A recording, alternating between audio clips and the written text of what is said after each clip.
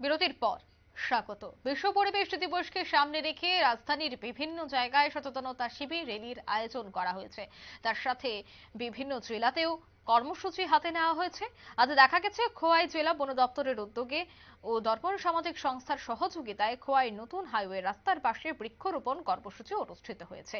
উপস্থিত ছিলেন খোয়াই জেলা শাসক চাঁদনী চন্দন, জেলা police super Ramesh Yadav, DFO একে ভদ্রা, খোয়াই মহকুমা শাসক মেঘা জৈন, এসডিএম সংগীতা আভা সহ অন্যান্যরা।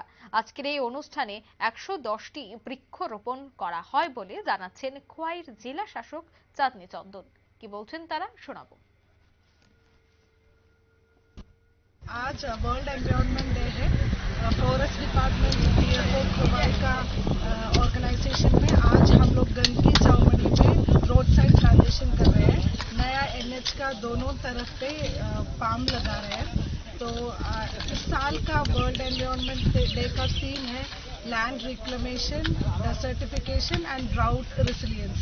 तो जहाँ पे पानी का संकट हो रहे हैं वहाँ पर ज्यादा पेड़ लगाना चाहिए। पेड़ तो सिर्फ ट्री नहीं है, वो लंग्स है हमारा एंटायर अर्थ का।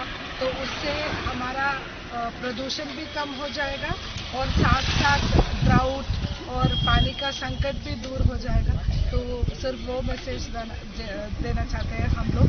आज इस प्रोग्राम में खोवाई है, डीएफओ खोवाई है, एसडीएफओ खोवाई और तेलियामुरा है और एसडीएम खोवाई भी यहाँ पे आज इस प्रोग्राम में मौजूद है। कितना 10 पेड़ लगाया जाएगा आज। Thank you. আপনারা শুনলেন তাদের বক্তব্য। আজ বিভিন্ন জায়গায় বৃক্ষরোপণ কর্মসূচির আয়োজন করা হচ্ছে, যেহেতু বিভিন্ন জায়গা থেকে বা বিভিন্ন বিশেষজ্ঞরা বলছেন যে বর্তমানে পরিবেশের কথা চিন্তা করে বৃক্ষরোপণ খুবই দরকার। 5,000 কোটির উপর বৃক্ষরোপণ এই মুহূর্তে প্রয়োজন বলে জানাচ্ছেন তারা। তারপরে কিন্তু বিভিন্ন সংঘ, বিভিন্ন সামাজিক সংস্থা এগিয়ে আসছে বৃক্ষরোপণকে কেন্দ্র করে। আজ যেহেতু বিশ্ব পরিবেশ দিবস, তাই আজকের দিনেও খোয়াইয়ের নতুন জাতীয় সড়কের পাশে বৃক্ষরোপণ কর্মসূচি আয়োজন করা হয়েছে। এখানে প্রশাসনিক কর্তারা উপস্থিত ছিলেন। নিয়ে নিচ্ছে ছোট্ট একটি বিজ্ঞাপন বিরতি, সঙ্গে থাকুন।